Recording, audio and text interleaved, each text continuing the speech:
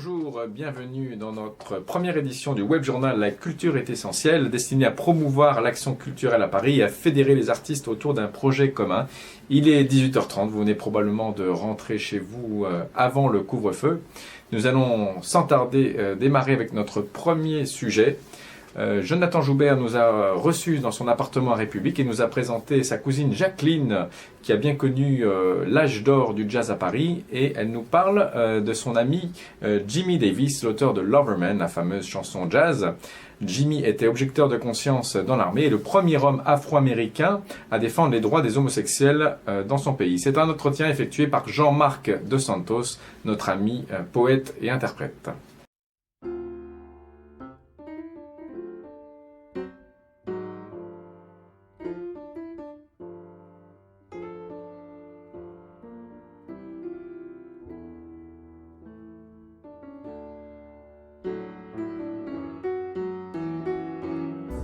I don't know why, but I'm feeling so sad.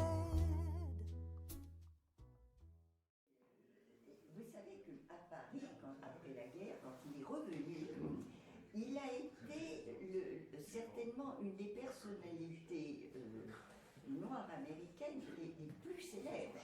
Parce qu'à New York, quand il a été interné, tous les journaux ne parlaient que de ça, que de son histoire. On essayait donc de Il les a campagnes. osé, il a osé. Ouais. Voilà. Je crois même qu'il a demandé à être intégré dans l'armée canadienne où il n'y avait pas de Ça, je discrimination. ne suis pas au courant. J'ai lu ça justement, François Grosjean justement parle de ça. Pardon. Il a poussé l'enquête jusque-là, il semblerait Ça, que je donc dis il avait proposé à l'armée américaine de dire moi je ne veux pas faire l'armée dans une armée où il y a une discrimination aussi évidente, donc je veux bien faire l'armée mais au Canada où il n'y a pas de discrimination. L'armée américaine a refusé et ils l'ont effectivement interné. Alors, il a été avec Patton.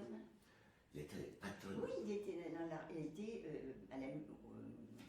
aux armées pour la musique. Musique militaire. Hein. Musique militaire comme. Noblesse oblige. Oui, bien sûr. Ah oui. Avec Patton. Oui. Donc il a fait la campagne de France comme ça. Il a fait la campagne, oui. D'accord. Oui. Et donc vous l'avez connu vous juste après la guerre en fait, c'est ça? Oui, exactement. Je sais pas, il y a eu un concours de circonstances. Parce que moi, à l'époque, j'étais fiancée avec un jeune Belge qui était jazzman. Oui. Évidemment. Et alors, son cousin avait connu Jimmy, Ouais. le cousin de ce pianiste, avait connu Jimmy pendant la guerre, justement sur le front de l'Est. D'accord. Voilà. Donc, on était avec Patton. Est-ce que ce Jimmy Davis, ce personnage, qu'est-ce qu'il vous a dit de cette chanson de Loverman? C'est une vraie Eh question. bien, il n'arrivait pas à vendre cette chanson aux États-Unis parce qu'avec ils étaient deux auteurs, et ils ne voulaient pas. Ils n'arrivaient pas. Et un soir à Harlem, Jimmy est arrivé. Vous voulez que j'enlève ça, que c'est mieux? Si ça vous embête pas, mais je ne vais pas vous donner ça. Ça m'embête pas. Voilà. On va Et rester alors comme à ça. Harlem, elle a vu rentrer Jimmy. Il lui a proposé sa chanson. Et c'est Billie Holiday qui l'a lancée. Mais alors, cette chanson. Et- Oui. Ce que Jimmy m'a dit, hein. Oui, Et elle l'a montré du doigt, parce que tout s'était calmé, hein. oui, bien sûr. Lui, jamais. Il n'a jamais touché rien. Donc ça veut dire que la chanson, il lui a donné à elle et c'est elle qui a eu Elle le l'a droit. lancé. Et donc, Elle l'a lancé, c'est Billy qui a lancé Loverman. et donc du coup, la chanson lui appartenait à Billie Holiday et pas à Jimmy Non. Davis. Non. La chanson était à Ram Ramirez et à Jimmy. D'accord, ils ont gardé donc ils ont Voilà. gardé les droits. Donc Voilà. j'imagine que ça a dû Oui. toute sa vie lui permettre un peu de... Et alors, c'est quand Billy l'a lancé, cette chanson, à ce moment-là, immédiatement, ça a été du succès. Voilà. Et c'est un classique maintenant. Alors moi, il y a une question que je me posais, c'est que je comparais un petit peu en lisant la biographie de Jimmy Davis, je le comparais un peu à Georges Bizet avec son Carmen. Vous voyez ce que je veux dire? C'est-à-dire quelqu'un qui écrit un titre qui est à la fois sa bénédiction et en même temps sa croix. Oui. Est-ce que c'est un peu le cas? Parce qu'on a l'impression qu'il n'y a pas d'autres titres qui ont eu, en tout cas, le même retentissement. Il a beaucoup écrit, mais Si, il a écrit peut-être 200 ou 300 chansons. Oui, c'est assez énorme. Mais il est certain que l'aura de Billy y a été pour quelque chose. Ouais. Certainement, certainement, je pense. Cette chanson, ce Loverman, donc, qu'est-ce qu'il en disait lui? Qu'est-ce qu'il parlait quelquefois de cette chanson quand vous l'avez? Jimmy, il était un homme qui a été brisé par l'armée américaine, le racisme aux États-Unis, car il a été le premier homme de couleur à contester, il était objecteur de conscience. Pour cause de discrimination, c'est ça? À cause qu'il avait souffert énormément de ça aux États-Unis, puis ça continue, il ne faut pas se leurrer. Et donc, ce brave. Donc, l'armée américaine lui a fait un lavage de cerveau. Absolument. Comme un Bud Powell, comme d'autres. Et cet homme, il a été profondément brisé au fond de lui-même. Mais il avait de l'élégance, il avait un humanisme que j'ai rarement rencontré chez un être humain. Et puis, on s'est connus donc à la guerre, à la fin de la guerre. Oui, 47 La par là. guerre, Ouais. oui, oui. Et pour lui, notre famille, qui était très ouverte et accueillante, représentait la vraie famille française. Voilà comment on a été choisi. Oui, je comprends. Mais Voilà. c'est vrai que cet homme a l'air d'avoir laissé une trace très empathique autour de lui. Il a l'air d'avoir vraiment provoqué beaucoup de sympathie autour de lui. Jimmy, tout le monde l'aimait. Du clochard au duc de Windsor, la maranée de Baroda. Et vous savez, c'est étrange. Le jour où il est mort, il y avait une inondation chez lui et j'avais rendez-vous avec l'assureur pour le constat. Je rentre dans l'appartement. Toutes ces photos, il avait un mur de photos et de souvenirs. Tout était coulé dans l'eau. J'ai recueilli 2 ou 3 photos de son époque, voilà, c'est tout. Et je ne savais pas qu'il était décédé, en rentrant, je l'ai su. D'accord. Et j'ai dit, oh, quel mauvais présage. De voir le passé comme ça de cet homme qui coule. Oui, Ouais. oui. Ah ouais.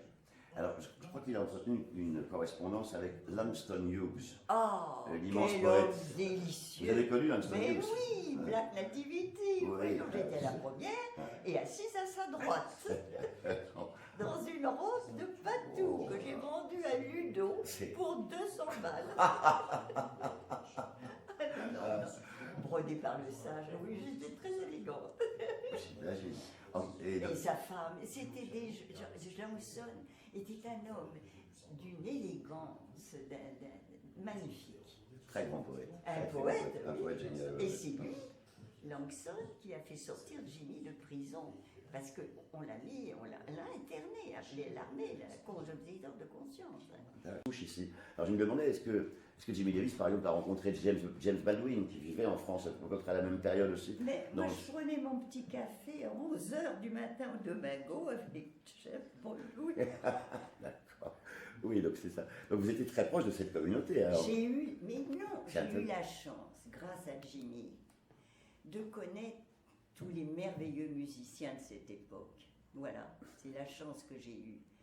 Et j'ai été très émue quand il y a eu à l'inauguration de la maison pas l'inauguration, j'ai rectifié l'autre jour à ce sujet, il y a eu une fête dans la maison de Nadia Boulanger en banlieue.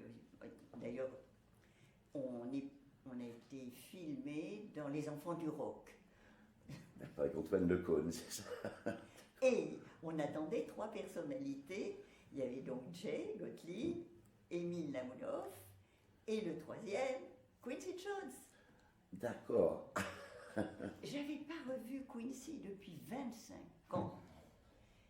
On est arrivé à la villa de Nadia, enfin sa fondation. Il me dit Jacqueline. Il me prend dans ses bras. J'avais les larmes aux yeux. Il m'a reconnu, 25 ans. soyez du connu Mais à Paris, c'est donc 25 ans avant. À Paris, oui, parce qu'il a eu une bourse pour étudier avec Nadia Boulanger. Oui, c'est ça. Il a fait tout à partie fait. de la boulangerie, lui Oui, aussi. absolument, lui aussi faisait partie de la boulangerie. C'est ça. Beaucoup. Oui, il a C'est- fait partie de la boulangerie. Et à l'époque, peut-être avez-vous croisé aussi les Double Six, qui était un groupe de jazz vocal avec qui Quincy Jones avait enregistré. Oui. Vous savez, c'était des chanteurs, Oui. des anciens chanteurs de l'opéra qui faisaient du jazz en vous transcription. savez, il a touché à tout. Quincy, Oui, oui, hein. Quincy il touchait absolument à tout. C'est un grand musicien. Et donc, oui, juste une dernière petite chose sur Jimmy Baldwin lui-même. Allez-y. Je crois qu'il a écrit des chansons pour des chanteurs français. Vous vous Oui. souvenez de ça? Il a écrit des chansons. Attendez. Ah.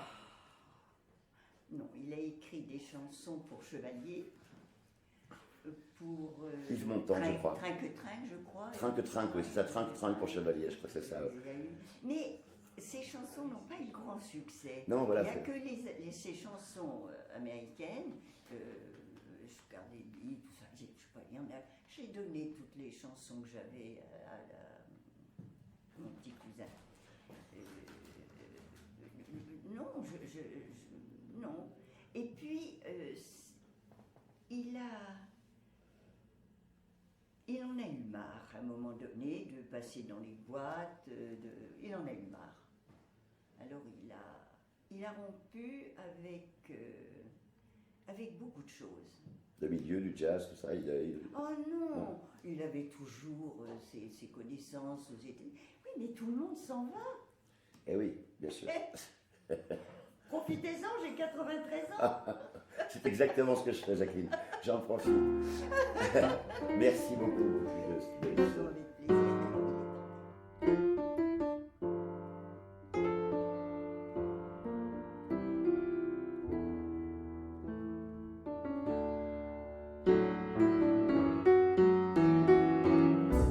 I don't know why, but I'm feeling so